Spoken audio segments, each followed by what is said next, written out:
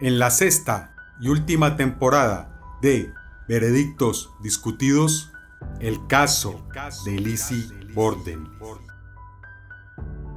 El caso contra Lizzie fue presentado ante el tribunal con energía, pero con moderación. La actuación profesional de Moody fue certera y su distinguido jefe lo miró con aprobación cuando aquel empezó su recapitulación final. Caballeros, permítanme detenerme para ver dónde estamos. El Estado probará que existió un sentimiento de animadversión entre la acusada y su madrastra, que el miércoles 3 de agosto aquella pensaba en asesinatos, prediciendo el desastre y ordenando a las defensas, que desde que la señora Borden salió del comedor hasta el momento en que la detenida bajó una hora más tarde por ese pasadizo que lleva únicamente a su cuarto y aquel donde fue encontrada la señora Borden, no hubo otro ser humano presente excepto la acusada. Que estos actos fueron cometidos por una persona que para elegir la hora y el lugar como fueron elegidos en este caso, debe de haber tenido un conocimiento íntimo del interior de la casa y del paradero y costumbres de los que la ocupan. Probaremos que la detenida hizo declaraciones contradictorias. Probaremos que la señora Borden fue asesinada en primer término. Luego les pediremos que nos digan si alguna hipótesis razonable,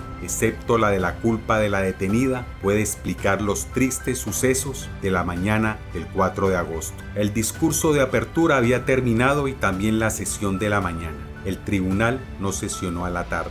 Los miembros del jurado estaban ocupados en otra parte, en uso de un privilegio ambicionado por millones de personas, en medios de transporte proporcionados por el Estado y acompañados por funcionarios, se dirigieron a Fall River a inspeccionar la casa de Borden. Al día siguiente, los testigos cumplieron su cometido y el defensor Robinson el suyo. El exgobernador era un abogado de talento natural y madura experiencia. Conocía el mundo, era un agudo juez de sus semejantes. Era hábil en los interrogatorios, su inteligencia era sutil, sus expresiones sencillas. No solamente comprendía a los demás, sino que hacía que los demás comprendieran. En el juicio de Borden, su interrogatorio más importante fue el de Bridget Sullivan, la criada irlandesa. Difícilmente podrá ser mejorado. Bridget no era de ninguna manera una testigo vulnerable, no era tonta ni bribona, pero como casi todos los seres humanos, era capaz de dejarse sugestionar y susceptible de equivocarse. Robinson discretamente hizo sus propias sugerencias y sin piedad explotó los errores de la mujer. Empezó pidiendo la ayuda de Bridget para combatir la idea de que las relaciones de la familia Borden estuviesen destruidas por la falta de comprensión. No se podía prever hasta dónde podría llegar por este camino y merece observarse cómo cada pregunta pone a prueba o prepara un lugar para la siguiente. ¿Tuvo usted algún inconveniente allí?, preguntó él. ¿Yo?, dijo Bridget. No, señor. ¿Era una casa agradable para vivir? Sí, señor. ¿Era una familia agradable? No sé cómo era la familia, dijo Bridget. Yo me llevaba bien. Era perder ligeramente lo ganado. Podía también ser una advertencia. Robinson exploró con tacto suave, pero seguro, como cuando un cirujano se encuentra ante una obstrucción dudosa. ¿Usted jamás vio nada raro? No, señor. Bien, si ella jamás vio nada raro, se podía ser un poco temerario y más preciso. ¿Usted jamás presenció algún conflicto de familia? No, señor. Excelente. Se podía llegar ahora hasta el último límite y decirlo con palabras que los jurados no podrían dejar de entender. ¿Jamás vio ninguna pelea ni nada por el estilo? No, señor, repuso Bridget. No lo vi. Hasta aquí, muy bien.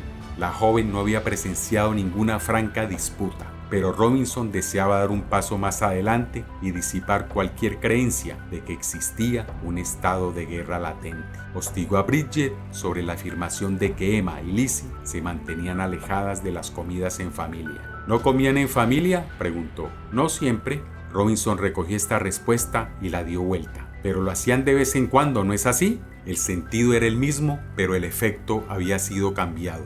Era como sustituir medio lleno por medio vacío. Sí, señor, dijo Bridget dudando y añadió. La mayor parte de las veces no comían con su padre y su madre. El abogado, con extrema habilidad, hizo frente a su insistencia en este punto. ¿Se levantaban tan temprano como su padre y su madre? No, señor. Así que tomaban entonces su desayuno más tarde. Un lógico hubiese desistido de las palabras "así que", pero George D. Robinson conocía el alcance de su auditorio. Los jurados de Borden no conocían el sofisma de post hoc ergo propter hoc. Las ausencias al desayuno fueron explicadas satisfactoriamente. ¿Y qué ocurría con la comida? Ellas estaban algunas veces para la comida, dijo Bridget, pero muchas veces no estaban. ¿Salían algunas veces?, sugirió Robinson. No sé dónde estaban, no podría decirlo. Bridget cavaba su propia fosa. Toda una sarta de ventajas pueden ser sacrificadas por una porfía a destiempo. El abogado suavemente modificó su dirección. ¿Oyó hablar usted alguna vez a Lizzie con la señora Borden? Sí, señor. Ella siempre hablaba con la señora Borden, cuando la señorita Borden le hablaba a ella. ¿Siempre le hablaba?, repitió Robinson para asegurarse de que los miembros del jurado lo hubiesen comprendido. Sí, señor. La conversación era normal, ¿no? Sí, señor. ¿Cómo fue en aquella mañana del jueves después de que ellas bajaron? Bridget arrugó la frente. No lo recuerdo. ¿No conversaron en la sala? Sí. ¿Quién habló? La señorita Lizzie y la señora Borden. ¿Conversaban con tranquilidad como cualquier persona? Sí, señor. Esto permitió a Robinson golpear más fuerte. ¿Esa mañana, por lo que usted sabe, no hubo ningún altercado? No, señor, dijo Bridget. No vi nada. En esta fase del interrogatorio las relaciones eran afables. A Robinson no le hubiese convenido que fuesen de otra manera, pero ahora se cernía un pasaje más amargo. La concepción de que existía un asesino desconocido constituía una parte importante de la defensa de Robinson. Para explicar el hecho de que un desconocido debió permanecer en la casa más de una hora entre el crimen 1 y el crimen 2, se realizaron experimentos con el objeto de establecer que pudo haberse ocultado en un armario del vestíbulo, pero primero debió haber tenido acceso a la casa, y esto, en la práctica, quedó limitado a los momentos en que la puerta lateral había quedado sin cerrojo. Cuanto más fueran y más prolongados, tanto mejor para Lizzie. Bridget, en el primer interrogatorio, había fijado uno. Ella había dejado la puerta lateral sin cerrojo mientras limpiaba la parte exterior de las ventanas. También estuvo de acuerdo con Robinson en que mientras estaba entretenida en las ventanas del frente y durante su charla con la criada de la casa vecina, la puerta lateral quedaba fuera del alcance de su vista y, palabras de Robinson, el campo bien libre para que entrara una persona. Todo esto estaba muy bien, pero no era suficiente. Robinson sabía que faltaba una pieza necesaria. Temprano en la mañana de los asesinatos, Bridget había salido, no por el frente, sino por el patio. Esto ampliaba la esfera de acción para el presunto desconocido si ella había dejado la puerta sin cerrojo cuando regresó en aquella ocasión. Muchos meses antes, en la indagación de Fall River, había dicho que no podía decir sí ni no. En la indagatoria anterior había recordado: cuando volví del patio, afirmó, yo eché el cerrojo a la puerta lateral. Robinson no tuvo intención de dejar pasar este punto. Cada minuto en que la puerta lateral hubiese estado sin cerrojo era precioso. Antes de dejar el estrado, la joven iba a retractarse. Robinson recogió una voluminosa serie de papeles. Era una copia de las declaraciones de la indagatoria. ¿Cree usted?, dijo él, y en su lenta enunciación había un ligerísimo doble sentido de amenaza. ¿Cree usted que nos ha dicho hoy exactamente lo mismo que nos dijo antes? He dicho todo cuanto sé, dijo Bridget. No le pregunto eso. De pronto el tono se abrió. Quiero saber si usted ha hablado hoy igual que antes. Bueno, creo que sí, dijo Bridget un poco turbada. El señor Robinson había parecido ser un hombre muy complaciente y agradable. Creo que sí, hasta donde recuerdo. ¿Qué hizo usted con la puerta lateral cuando entró del patio? Le eché el cerrojo. ¿Lo dijo usted antes en el otro interrogatorio? Así lo creo. ¿Lo sabe? Bridget vaciló. No estoy segura, dijo ella. Permítame que le lea si lo dijo. Él leyó en voz alta, muy lenta y claramente. Pregunta. Cuando usted volvió del patio, ¿echó el cerrojo a la puerta lateral? Respuesta. No puedo decir sí ni no. ¿Dijo usted esto? Bueno, debo de haberlo echado porque no es esto. Robinson le interrumpió sin ceremonia. ¿Esto fue lo que declaró? Yo declaré la verdad. No quiero decir que no lo haya hecho. En realidad Robinson quería demostrar que ella había dicho la verdad, que la verdad sobre el cerrojo de la puerta había sido dicha en la indagatoria y no en el tribunal. Simplemente quiero saber si usted recuerda haber declarado allá en Fall River que usted no podía afirmar si había echado el cerrojo a la puerta o no. Es probable que le echase el cerrojo porque siempre estaba cerrada. El rostro de Robinson estaba muy severo.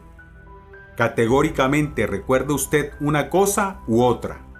Bueno, dijo Bridget atemorizada pero obstinada. Yo generalmente echaba cerrojo a la puerta lateral. No he preguntado esto. El exgobernador estaba terminante. ¿Le echó cerrojo o no? Sé que debo haberle echado cerrojo porque yo siempre... No se trata de esto. ¿Le echó cerrojo o no? Bridget se dio por vencida. No sé, dijo ella. No sé si lo hice o no. Los espectadores lanzaron un profundo suspiro. El ceño del exgobernador Robinson se aflojó y volvió a parecer casi afable al pasar al próximo interrogatorio. En los intervalos del almuerzo y de la tarde, los miembros del jurado bromeaban entre sí.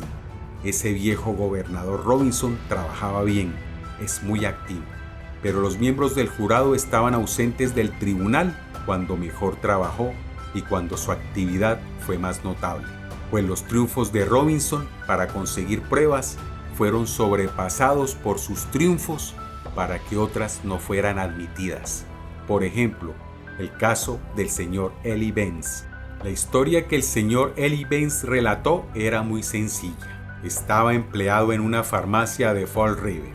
El 3 de agosto, en algún momento después de mediodía, Lizzie, a quien él conocía, había entrado en el negocio. Había pedido 10 céntimos de ácido prúsico, que según dijo, necesitaba para limpiar una piel de foca. El ácido prúsico, mi buena señorita, había replicado el señor Benz, es algo que no vendemos sin receta médica. Es muy peligroso de manejar. Lizzie se había retirado sin su ácido prúsico. El solo nombre de esta sustancia hace pensar en una muerte no natural. Sería igual emplear la palabra veneno. La imagen de Lizzie que intentaba sin éxito comprar ácido prúsico el día anterior a los asesinatos fácilmente podría provocar una serie de prejuicios. ¿Habría cambiado un sistema de matar por otro? ¿Habría cambiado el veneno inaccesible por la manuable hacha casera? Sus defensores no podían permanecer indiferentes mientras se preparaba el terreno para esta idea perjudicial. Si había cualquier forma de ahogarla, debía ser ahogada. Por lo tanto, apenas se hubo instalado el señor Benz en el estrado, George D. Robinson se levantó de su asiento para oponerse a que el testigo fuese oído. Esta oposición, sostenida por supuesto en ausencia de los miembros del jurado, se basaba sobre 2 puntos. Primero, ese ácido prúsico tenía usos inocuos tanto como dañinos. Es un artículo, dijo Robinson, que una persona puede comprar legítimamente. Segundo, no podía concebirse que la compra que se había intentado estuviese relacionada con los asesinatos producidos por un hacha. Y esto es todo lo que queremos averiguar aquí. Moody, por el Estado, afrontó esta consideración honradamente. Se puede pensar que Moody, como colega más joven de Knowlton, hacía algo más que lo que le correspondía en el trabajo, pero parece que mutuamente habían convenido una división preliminar. Moody había de iniciar el proceso y discutir las cuestiones legales. Knowlton haría el interrogatorio y el alegato final. Y en el juicio de Lizzie Borden, como luego se verá, el alegato final de cada parte asumió principalísima importancia. El orador del Estado se aferró enseguida al último punto de Robinson, el episodio del ácido prúsico. No probaba ni intentaba probar que la acusada había cometido 2 asesinatos con un hacha. Es muy cierto, dijo Moody. No se ofrece esta declaración con ese propósito. Quiere mostrar la intención, demostrar la premeditación, arrojar un rayo de luz revelador del estado de ánimo de la detenida. Para hacer frente al otro punto presentado por Robinson, el Estado estaba bien pertrechado. Se había citado a un peletero y a un químico para que declararan que el ácido prúsico no se utilizaba para limpiar pieles. No puedo concebir, dijo Moody, ningún acto más significativo, nada que tienda a mejorar a demostrar el propósito de hacer daño que la tentativa, con una excusa que según esa prueba era falsa, de obtener uno de los venenos más mortíferos conocidos por el género humano. Los jueces conferenciaron, estuvieron de acuerdo con el estado donde un lego podía haber vacilado, que una tentativa de procurarse un instrumento apto para asesinar puede presentarse como prueba de indicio, aunque el asesinato haya sido posteriormente efectuado con un instrumento de una clase muy diferente, pero ellos dudaron donde un lego no hubiese tenido ninguna duda, que podía darse otro empleo al ácido prúsico que no fuese nocivo o médico. Ellos resolvieron oír al peletero y al químico. Estos peritos a su tiempo atestiguaron y mientras los miembros del jurado esperaban afuera, siguió una larga consulta en voz baja entre los jueces y el abogado que se adelantó al estrado. Hubo muchas cabezas célebres que se sacudían escépticas. Se observó que aquellas que pertenecían al Estado estaban serias, mientras que las de la defensa parecían interiormente triunfantes. Cuando por fin los abogados volvieron a sus asientos, los jueces procedieron a dar su resolución solidaria.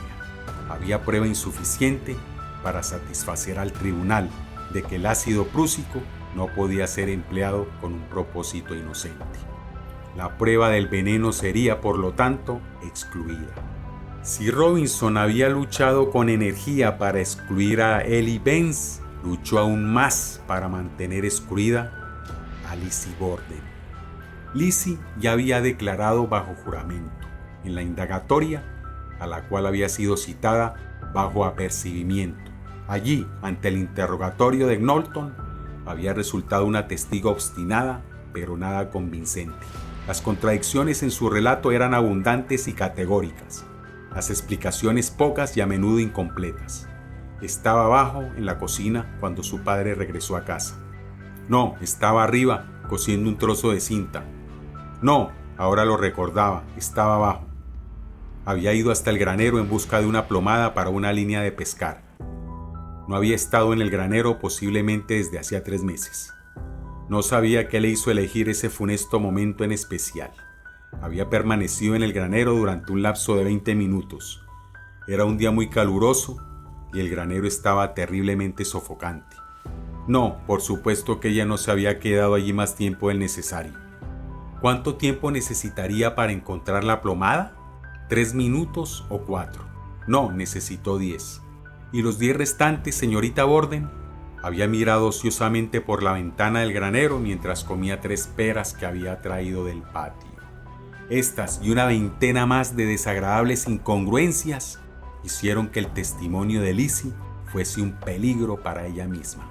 Fue el factor decisivo que condujo a su arresto y ahora el Estado presentaba su declaración en el juicio para que se la leyera ante los miembros del jurado como prueba de su culpa. Pero otra vez su abogado jefe presentó un reparo. Sostuvo que el testimonio de la indagatoria de Lizzie era inadmisible. La ley que gobierna y rige estas cuestiones se apoya en una larga sucesión legal de autoridades americanas.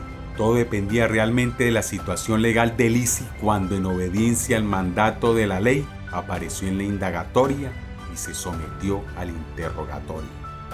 Era ella entonces una agente perfectamente libre, una ciudadana común que ha sido llamada para ayudar al investigador a determinar la causa de la muerte. Si así era, aun cuando puede haber estado bajo sospecha, su testimonio fue voluntario y aceptable. ¿O era ella en realidad una persona acusada que ha sido llamada no tanto para ayudar a investigar, sino para responder por sí misma? Si así era, cualquier declaración que ella formulase no sería voluntaria y no podía ser empleada en contra de ella en el juicio. La indagatoria terminó el 11 de agosto. Lizzie fue arrestada más tarde, el mismo día. Hasta ese momento ella era presuntivamente libre, pero Robinson sostuvo que lo contrario era lo cierto. Hacía 3 días que el jefe de policía de Fall River tenía en su bolsillo una orden de arresto. Durante todo este tiempo estuvo bajo vigilancia policial destacada con ese fin y ubicada alrededor de la casa. Ella no fue prevenida antes de declarar. Su pedido de abogado para la indagatoria fue denegado. Dicho de otra manera, la práctica que se adoptó fue colocarla en realidad bajo la vigilancia del jefe de policía sin la posibilidad de que pudiese salir, gozar de libertad o lo que fuere, sin perder contacto con ella, no descuidándola en ninguna ocasión, rodeándola en todo instante, autorizado para detenerla en cualquier momento y llevándola en estas circunstancias a prestar la declaración indagatoria. Rechazado el apoyo del abogado sin decirle que ella no debía declarar nada que pudiese conducir a acusarse a sí misma, estuvo sola, indefensa, en esta posición. «Si esto es libertad», exclamó Robinson, «entonces que Dios salve al estado de Massachusetts». La respuesta de Moody fue vehemente y despreciativa. Preguntó: ¿puede un auto de prisión no revelado, del que la mujer no tiene la menor sospecha, pesar sobre su voluntad cuando ella se presenta como testigo en la indagatoria? ¿Dónde hubo la menor prueba hasta el fin de su interrogatorio que demostrara por un instante que su libertad estuviese restringida? ¿Qué autoridad había sido citada o podía citarse para justificar la exclusión de este testimonio si la persona que atestiguaba no estuviese en realidad arrestada? Moody atacó a Robinson con un sarcasmo casi malévolo. Sobre lo que mi colega se complace en llamar su opinión, digo esto: es magnífica, pero no es legal. Legal o no, Robinson ganó el día. El derecho civil, dijo el presidente del tribunal, contempla la sustancia más que la forma. Es manifiesto que la acusada en el momento de su declaración estaba, en cuanto a esta cuestión se refiere, tan verdaderamente bajo vigilancia como si se hubiese cumplido el precepto formal. Nuestra opinión unánime es que esto es decisivo y el testimonio queda excluido. Esto no privó a Lizzie de relatar de nuevo su historia a los miembros del jurado.